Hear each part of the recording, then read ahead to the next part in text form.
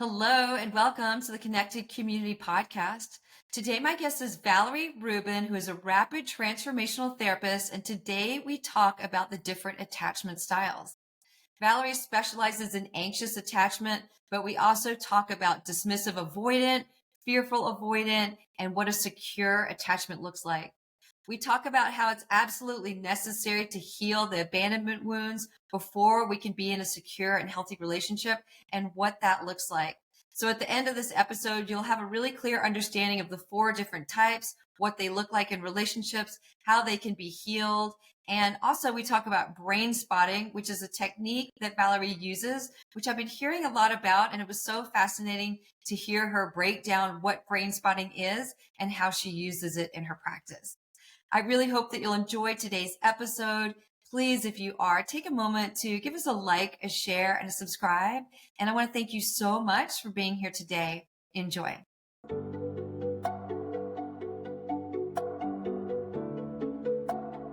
Hello, and welcome to the Connected Community Podcast, a place to explore possibility through mindfulness, movement, and self-discovery. Our intention is to deliver insight and inspiration while fostering conversations that are genuine, unfiltered, and deeply human. We hope you will enjoy today's episode.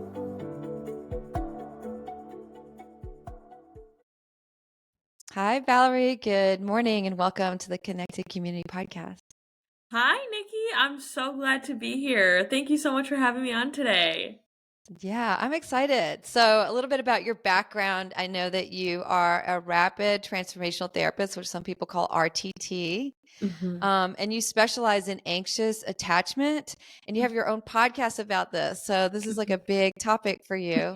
So I'm curious why people would want to know about attachment Y- disorders and different styles. Yes, great question. So I specialize in anxious attachment.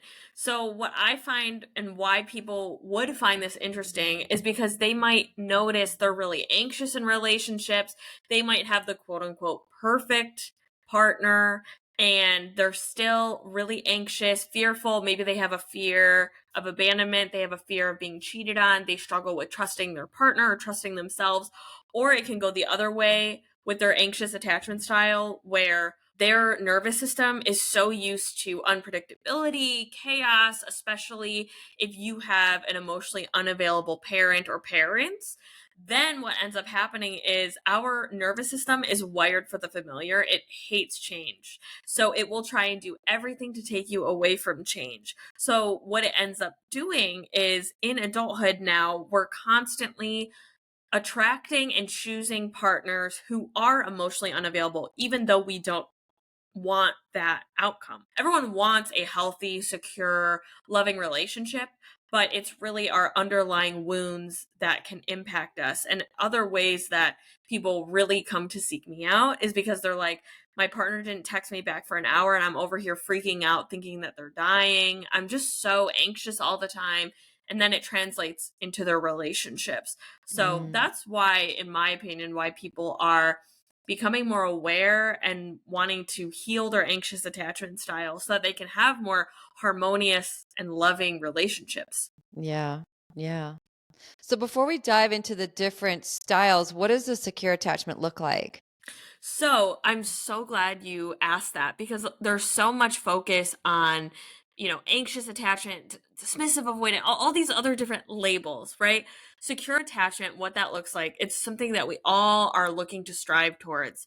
So you feel safe to be vulnerable and close with people, as well as you can also tolerate when there's space and you know how to self-soothe, self-regulate, because that what was modeled to you in your childhood home. And so you're able to handle and respond to problems or disagreements or conflicts in a healthy way in your relationships.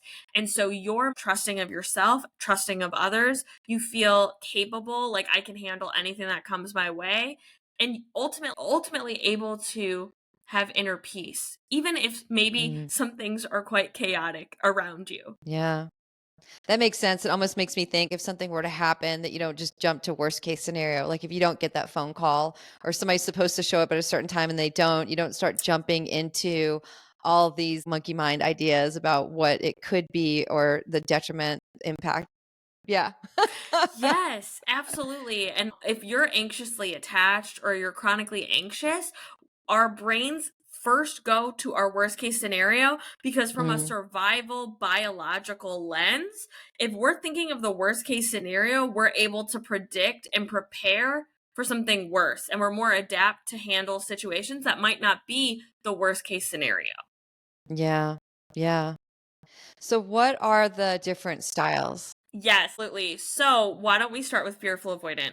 This means that your parent were sometimes the source of danger and sometimes safety, maybe because of a personality disorder, or maybe they were an addict. So, this unpredictability causes this child to want closeness, but this also makes you fear it at the same time because it wasn't Mm, safe to be fully connected and have your heart open to your parent. And so this yeah. is what creates a push pull dynamic as an adult in adult relationships. So this is when chaos can register as love in your brain, and anything stable will feel boring. So, hello, Mm, toxic relationships. And so, their main nervous system state is freeze. So, what is freeze? Freeze is when you feel really overwhelmed inside, but you feel too paralyzed to take action. okay. So would that be that kind of relationship where somebody's going for the chase and then they get that person and they start to get close and then they pull away and they withdraw and then the other person runs after them and there's that back and forth dynamic? Correct. And the person who's running or chasing after this person is typically someone with an anxious attachment style. I was in a relationship with a fearful avoidant, and Mhm. he really masqueraded himself the first few months. And this is with a lot of people with more avoidant attachment styles. They have this mask on. They might put this front on that they're more secure. And then once you get closer and more intimate with them, maybe you're going into a relationship milestone, like you're moving in together, maybe you're getting married, maybe you're gearing towards engagement. That's when Yeah. they feel danger and they start to pull away, right? Because they Mm. crave and want that closeness. But once they get it, it feels terrifying. So they pull away. So in my Yeah. case, a previous partner of mine and I were really talking about moving in together and things were getting serious. And then he pulled away and then we broke up. And so Mhm. it's very Yeah. unconscious unless you're aware of these type of conversations. So it's as if love is terrifying and scary because it's unpredictable. And so you want it so badly, but then when you start to sense it, it's not safe because it's not predictable. Correct, correct. Because Mhm. for them, if your parent is a narcissist or your parent is an addict, one day they're so loving and meeting all your needs, and the next day they aren't. Maybe they're dangerous. So you learn that it's not safe to fully connect. And so they want that closeness and connection, but it Mm. feels too scary. Do these attachment styles develop in childhood, or could something be triggered from a trauma? I'm thinking about, I have a friend who lost a husband really young. So maybe she didn't have that, and then she had this loss and it created it later in life. Yes, absolutely. That's a great example. So, majority of the time, you develop these different attachment styles as a response to your childhood. But if you have had, your first relationship, it was a big major relationship, maybe they cheated on you, maybe they passed away, that can really cause maybe that fearful avoidant or most likely their anxious attachment style. Yeah. But once you Yeah. actually grieve and heal that original wound, then you're able to open up your heart again and be able to connect more. And then you'll move more Yeah. towards a secure attachment style. Okay. Yeah, that makes sense. And so what is the next one? Yes. So the next one is dismissive avoidant. So a dismissive avoidant, their caregivers were dismissive, cold, or emotionally unavailable to your bids for connections. Ultimately is what it sounds like. They're reaching out to their parent, like wanting them to pick them up and hold them, but they Yeah. dismiss them. They ignore them. They're cold towards them. And so now that child interprets their parent doing that as rejection. They learn to suppress their needs and they become hyper independent, where closeness and asking for help actually gets associated with pain. So this is why people might be in so much pain and they aren't getting the help that they need. And since no one was there for this child when they were in distress, now they go into shutdown. So their feelings and needs get numbed out and they dissociate from them.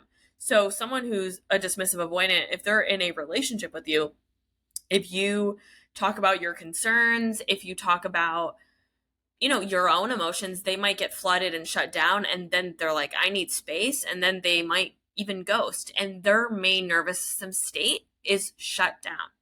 Yeah. Because their feelings and needs are always numb.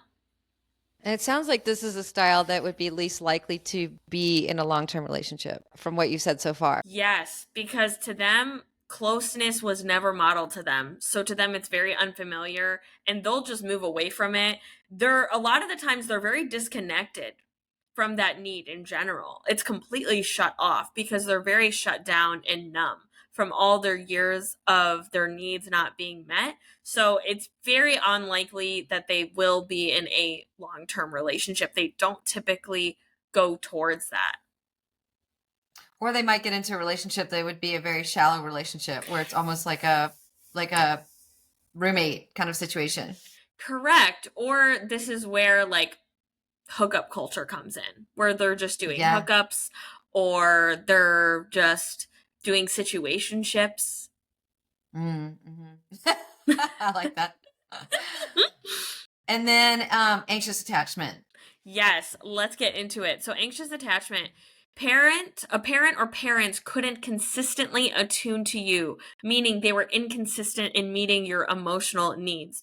And then because they're inconsistent, of course, the child's going to be anxious. They become hypervigilant. What does that mean? Hypervigilant just means you're extra attuned. You are scanning your environment to make sure it's safe. You can sense immediately what that person is feeling, even thinking, what their emotions are by even just being in the room, because your energy is so attuned to them. So people who are anxiously attached, this survival response is highly linked with codependency. So ultimately, I like to summarize codependency as if you're safe, I'm safe. If you're having a bad day, I'm having a bad day. Mm-hmm. And so now, because you don't have a sense of safety within yourself because your needs weren't met, this causes your sense of safety to become externalized, meaning if your partner isn't doing well, you're not doing well. If your relationship is on the rocks, you will be on the rocks to an extent. And this causes a deep fear of abandonment because you never learned how to soothe and self-regulate, and your needs are at the mercy of them. And so their main nervous system state is fight or flight. So they're chronically very anxious. And why did you find this particular style the one that you wanted to work on, or do you work on the others? Typically, I do work with more anxiously attached people because they are more likely to get help. They want to get help. This attachment style was one that I suffered with the most. So I first started my business working with chronic anxiety, generalized anxiety disorder. And as I moved down the line, the people who weren't getting better or weren't seeing the results were people who were in toxic relationships, people who were staying in relationships even though there were red flags. And so they had all of these wounds, and it really turned out to be an anxious attachment style. And once we worked on their anxious attachment style, their self-esteem, healing their fear of abandonment, then they naturally started to attract healthier partners. They naturally started to not have this fear of conflict anymore. They started to feel more safe in their body. They felt way less anxious as a result. So once we heal the anxious attachment style, the anxiety is greatly reduced as well. And so that's where healthy relationships really come into play.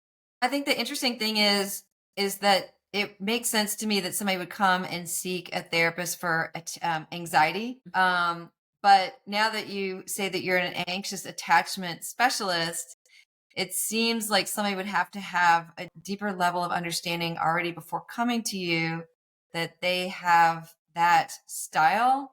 So how do they move from I have anxiety to I have anxiety, it's affecting my relationships, and I have this specific piece that I want to work on? So great question. Typically, I feel that people have these issues where they come to me because they have chronic anxiety. They're really struggling to trust their partner. They have low confidence. They are really anxious, waiting for their partner's text, and they hate feeling that way.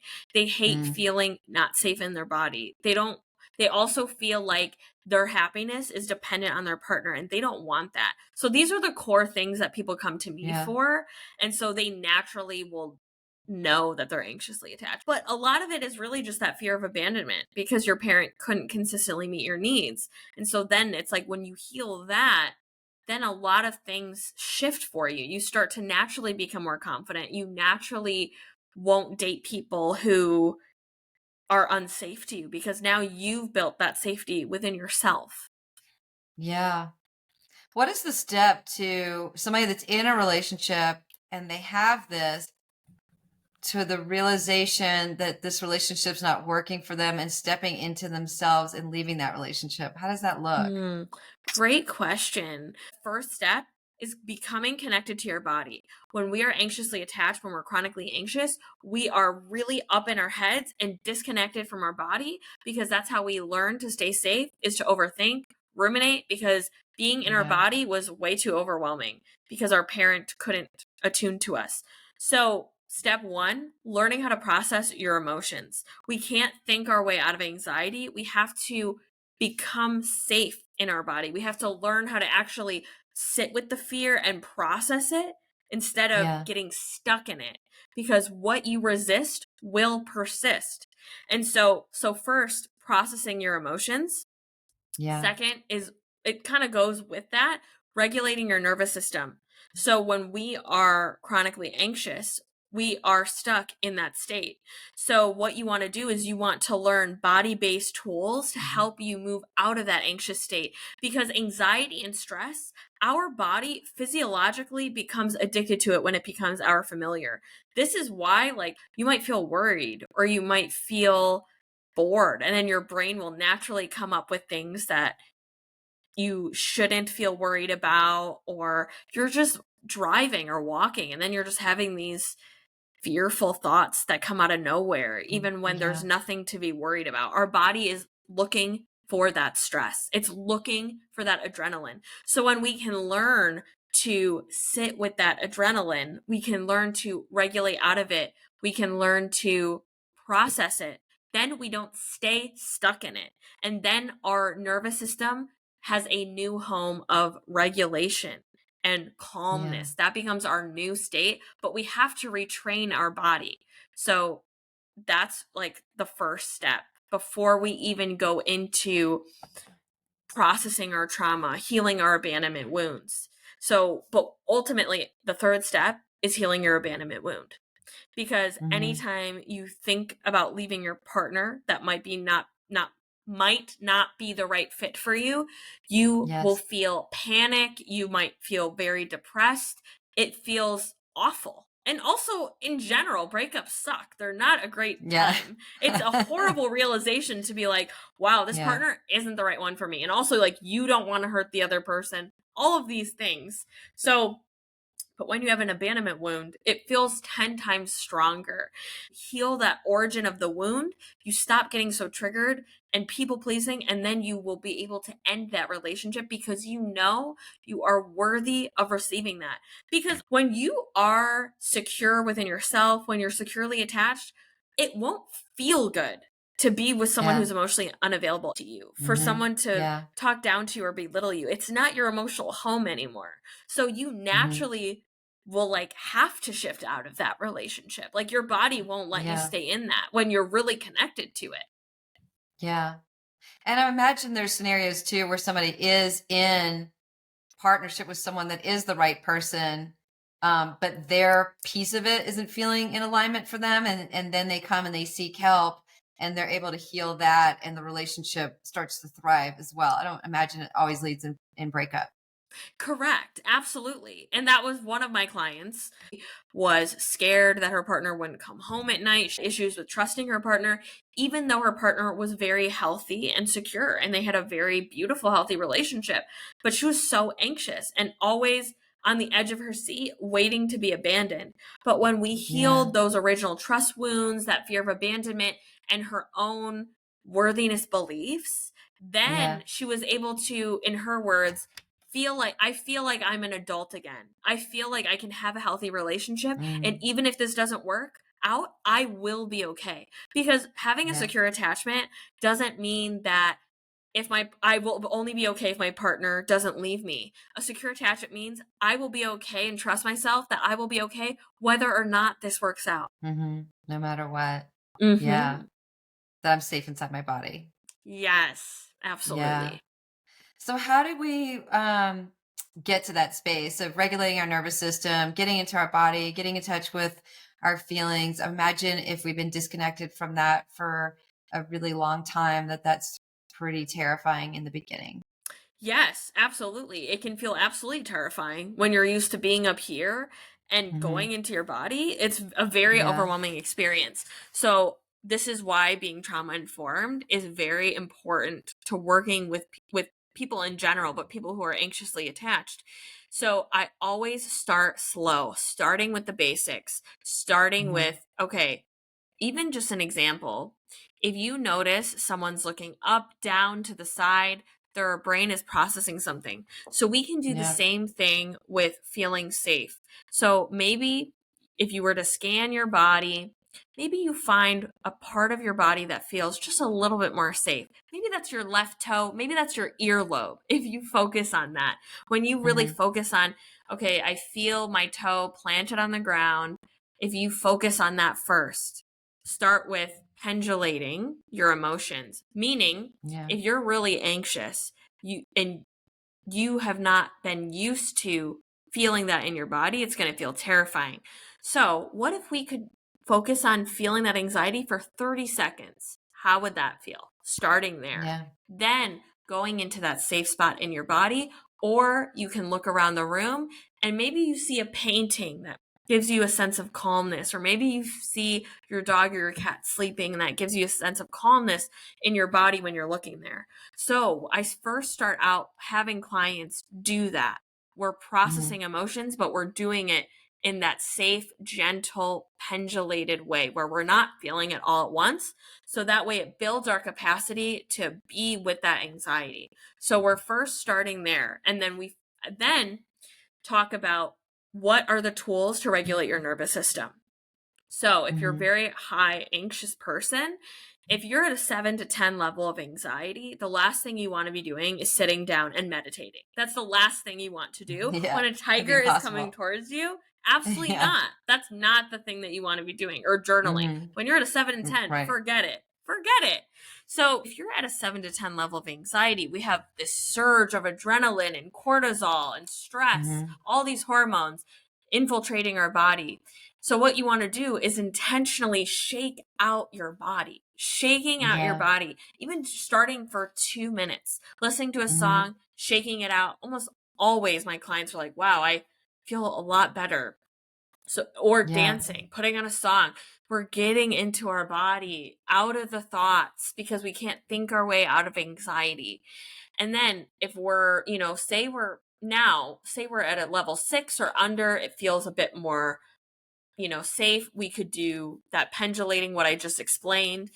And or I have an entire processing emotions meditation Hmm. where it helps you to first identifying, okay, when I'm feeling anxious, what do I notice in my body? I'm noticing heat in my upper body. I'm noticing pressure in my chest. I'm noticing tension in my head from all this overthinking I've been doing.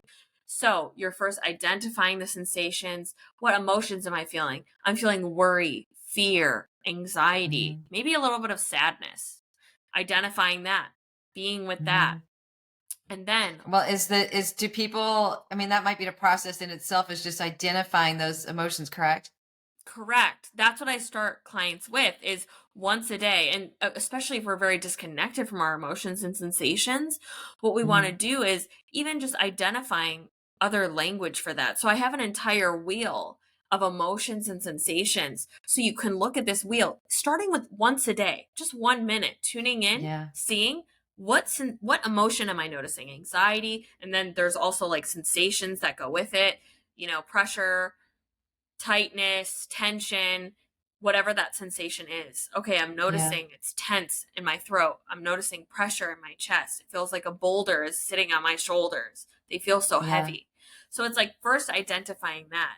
And then after in the meditation, there's a combination of self-soothing touch. Hugs give oxytocin, regulate the nervous system. They relax a lot of those hormones, bring you back into homeostasis. If you don't have a partner or you're single, you can literally turn on that relaxation response by giving yourself a hug. And I know that sounds like cheesy or might sound silly, but like putting one hand under your armpit, the other one hugging your shoulder, it instantly turns on that relaxation response. So I include that in it. And then I also include some breath work, because longer exhales puts you into that parasympathetic nervous system state. When we're anxious, we're breathing very erratically. The heartbeat is very quick. So when we do that slow breathing, that's when it helps us come back into our body. So with a mix of all of that, you will feel a lot better. EFT tapping, which stands for emotion freedom technique, especially when we're really anxious. I like it for like 4 to 5 to 6. We're really anxious. We want to move. We want to get it out of our body. When we're tapping on those points, that's really releasing that stuck energy, that stuck anxiety that's not moving or going anywhere. And it allows us to come back into our body. So those are the first steps of doing this on a consistent basis, because we didn't wake up one day and become chronically anxious. Our brain learned that it's safest to be in this state. So we want to unlearn that state. We want to relearn what safety feels like. We want to relearn what connection is. So when we're doing this daily, this is literally physiologically changing our DNA, our genes, our body. Many people, many clients of mine say, I can't sleep. I have this chronic condition. I have this autoimmune disease. Most of them, it's gone by the end of when we work together, because they're regulating their nervous system. They're regulating their body. They're getting out of fight or flight. When you're out of fight or flight, baby, that's when you can heal. That's when all your genes start to conspire in your favor, because the body cannot heal when we're in a fight or flight state. Yeah. Yeah. And they've been in it so long that their body, that's the only thing that they know until they train it into a different state. Correct. It's just like we're going to the gym.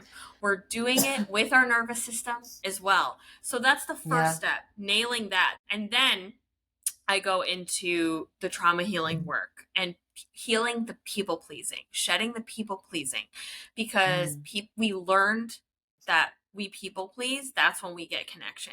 That's when we feel safe. So when we can unlearn that response, that's when we won't be stuck in these emotionally unavailable narcissistic relationships, because you naturally will become a magnet to someone who's emotionally unavailable if you are people pleasing, because someone who's emotionally unavailable doesn't really care about your needs. When you can unlearn this response of putting yourself last, that's when things will start to really shift in your relationships. Yeah. I mean, it makes sense that you connect them with their body, because they are so disconnected and so concerned about what everybody else is feeling. And then you're starting to get them to tap into their body and their own sensations. Then they start to really feel what is right, what is correct for them, where before they didn't even have a sense of self almost. Yes, absolutely. Because especially if you're anxiously attached, you don't have as much of a sense of self. Your sense of self is connected to how other people perceive me. If they perceive me as good, I'm good. If they don't like me that day, I'm going to hate myself that day. And so that's a really uncomfortable, dangerous place to be in. You can relearn this. You become unstoppable. Yeah. So when you say that you do brain spotting, what part of that is brain spotting? What is brain spotting? Yes, fabulous question. Here's an example, and then I'll explain a little bit about what it is. So a client came to me because she really was in this great relationship. She was in this healthy relationship, but she was terrified of him leaving. And so I had her identify, where are you noticing that fear in your body? I'm noticing that in my chest. I notice that as sensations of pressure. I'm noticing tension in my neck. And so we identified, what is those sensations? What emotions are you noticing? I'm noticing worry, fear, anxiety, even sadness. I'm so scared. I'm so sad at the thought of him potentially leaving me. Yeah. So then we identify that. I ask, how big is this feeling on a scale of 0 to 10? Usually people will say 7 or 8. So Right. what we do, kind of how I explained earlier with the vision aspect, our brain is directly connect, like our eyes are very connected to our brain. So our midbrain, what our trauma is stored in our midbrain. So when we look at certain spots, it triggers that trauma. It triggers that feeling that you felt when you were 3. So what they do in essence, they identify, oh, I'm feeling that fear of abandonment coming up when I look at this picture of my mom and I. Okay, I see that picture of my mom and I over there. I'm noticing it more. And then we witness and sit with that fear. We sit with it and witness it and process it. When we're looking at that spot, it's helping our brain to process, where is that coming from? A lot of more sensations, memories will come up. People will say, oh, now I'm noticing, this is all with their eyes open. They're noticing, I remember when my mom left for the store, she told me she'd be back in an hour. She wasn't back till the end of the day. I was terrified. I was 4 years old. When you're 4 years old, when you're little, you have zero sense of time. So you think that your mom left and is never coming back. And so now, what was happening was when she saw this image of, when she was connecting to this spot, she had memories of when her ex left, when her mom passed away, when her parents got divorced. All of these memories were coming up. And so we somatically were processing it, sitting with the feeling, giving this child the words it needed, self-soothing touch, allowing the body to process the core wound. So then by the end of it, she thought, even if my partner does leave me, I'm going to be okay. It feels like I can trust myself. It feels like I can trust my partner, that he's not going to leave. But even if he does, I feel okay. In her exact words, I finally feel a sense of relief in my body. And then I asked them at the end to bring that back up, that original thought, that original fear. Okay, when this fear of abandonment, when you think about your partner leaving, when he leaves for work and you think about him never coming back, what comes up for you in your body? A lot of the time they'll say, and what she said, I feel very neutral towards it. It's not setting me into a spiral. I feel like he's going to come back. That is the instant shift. So that's really how brain spotting works. What it is, it helps you locate where those trauma memories are stored in your body, so then you can release them. And that way, these triggers, when they come up again, they're not stopping you or interfering with your life or your relationships further. So I'm confused about the piece where you're looking at something. How is it that all these memories are starting to come up and then all these connections are being drawn between the memories? And then I understand the process of unfolding it after it's come into awareness, but where are you looking? What is the spotting piece? So the whole spotting aspect is, we have our subcortical brain, we have our midbrain where our trauma is located. Our eyes are directly correlated to that part of our brain. So when we're looking at certain spots, it will trigger those traumas to the surface. Like, I'm looking at your bookshelf now. If you and I are having a session and I keep looking at the bookshelf while we're having this conversation, and then the different thoughts start to come up and there starts to be links between the thoughts. Correct. Do I continue to gaze at the bookshelf? Correct. That's exactly it. You're going to continue to gaze at the bookshelf. So you're doing this all with your eyes open. Huh. Yeah. How has this developed? Where did this whole concept of brain spotting come from? So it came from David Grand. He also utilized EMDR, and he felt that this was just a more intuitive way versus EMDR, and it can be quicker. With EMDR, the difference is they're using bilateral stimulation. So you're going to be looking somewhere versus here you're finding the spot and you're really healing that wound. So it's similar with EMDR, but you're not looking back and forth. It almost makes me think intuitively that if I'm looking at the same spot, it's making my mind focus without it drifting off into other thought patterns. Yes, absolutely. When you're looking at that same spot, you're honestly very focused. Like I have ADHD. And so for me, focusing deeply can be a bit more challenging for me. But Yeah. with brain spotting, I am so focused. You are so focused on Yeah. that spot. And also, if it becomes too big, if the feelings start to feel too big, we can take a Yeah. break and we go into a safe spot. So you look around the room and you find a spot that makes you feel a little bit more safe, like you see your cat, you see a painting that your best friend made you feel instantly calm when you're looking at that, or you feel a bit more calm in your body. So we Yeah. pendulate. So we're not feeling it all at once. We're doing Yeah. small increments at a time so that we're not overwhelmed. When we're talking about our anxiety or about our trauma, what we're doing is we're actually reliving it. We're re traumatized because our brain doesn't know the difference if we're in a real Yeah. or imagined event. So when you're talking about it, your body is reliving it. So when you are, pendulating with you're not reliving it. You're seeing it from a different perspective. Like, you're not reliving it because you feel grounded and safe in your body. And that's always my number one priority, is for people to feel safe in their body and learn how to Yeah. feel safe in their body. If you don't have that foundation first, processing any type of deep trauma is going to re-traumatize you. Yes. Yes. Right. Yes. I think that too, that a lot of times, because we told the story is old. We've probably told it over and over again. And so every time we tell it, we're just creating a new neural pathway and deepening that trauma unless we repattern the brain in that process. Correct. And people are so tired of saying their story too. They're like, ugh, I'm Yeah. tired of talking about it. This is Yeah. annoying. I don't want to think about my ex. It's like, why don't we start there? It's like, okay, let's actually repattern the body. Let's reprocess. Let's get into it.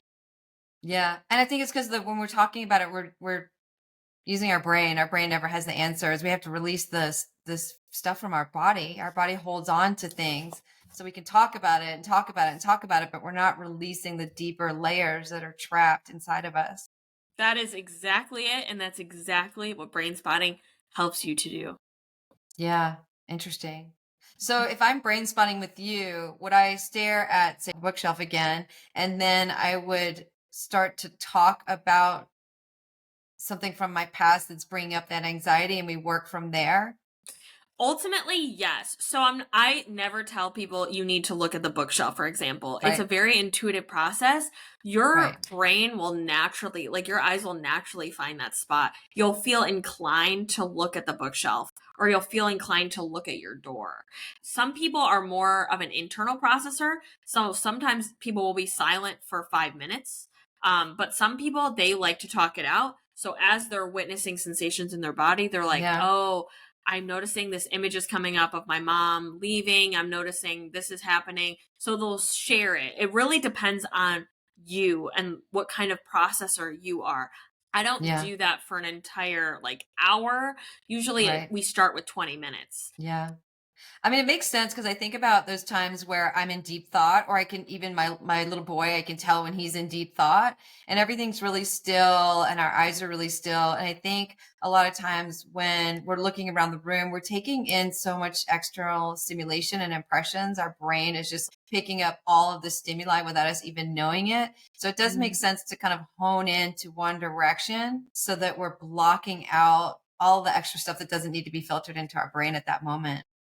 Yes, exactly. And the brain is wired to connect, to regulate.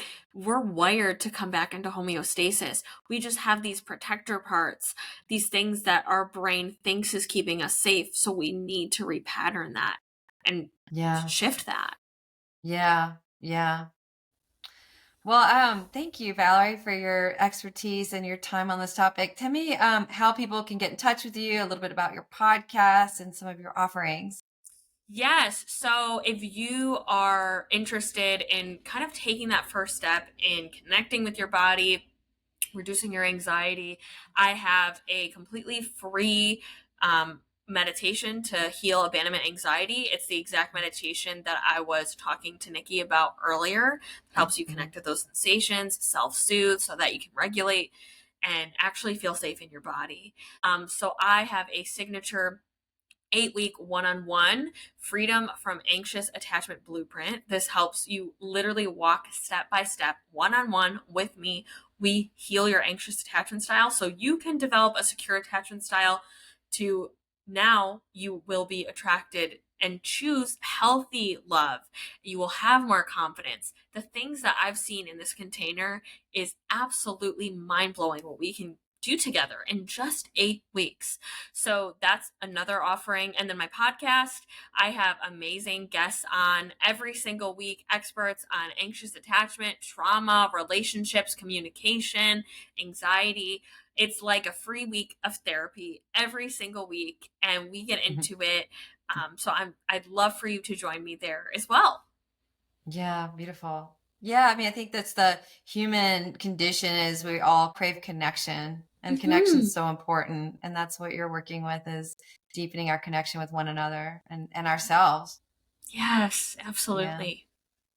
Well, thank you so much, Valerie. I really appreciate your time today. Yeah, thank you so much for having me on. It was such a pleasure, Nikki. Thank you for listening to the Connected Community Podcast. If you enjoyed today's episode, please like, share, and subscribe. I can be found at www.nickyyoga.com, NICKYYYOGA.com. Until I see you again next week, I hope you have a beautiful day.